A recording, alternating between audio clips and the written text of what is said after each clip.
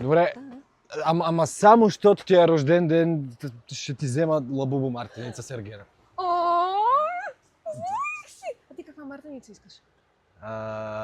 С някоя ергенка, ама пак лабубо. Лабубото се подразбира.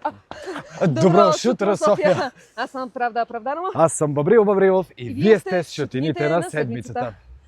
Включваме се от Копривщица, тъй като, както МВНР съветват българите да се изнасят от Близкия изток, Иран, Израел. Така и ние решихме да се изнесем от София, защото не искат да ни събират боклуците. Дойдохме да марсим тук. Но ще си го дигна, защото не съм чак толкова готина. И продължаваме с обнадеждаващите новини.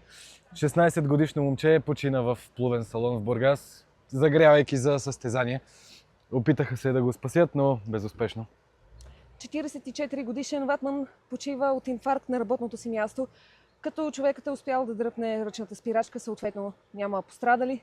А от общината изказаха своите искрени съболезнования, като повече се вайкаха за това, че имат загубена работна ръка и ще има по-малко свършена работа, но да почива в мир.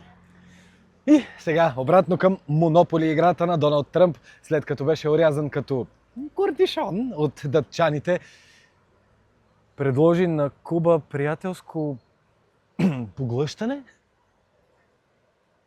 Разбирайте го както искате. Благодарим ви, че бяхте с нас. Аз съм Правда Правданова. Аз съм Бабрил Бабрилов. Нашата мисия е шутовска емисия. Добре, коя ергенка сега последно искаш за лабубото? Имаше една руса, дето влезе, ама не знам, праше ногти, май. Аха, а искаш ли зелено лабубо?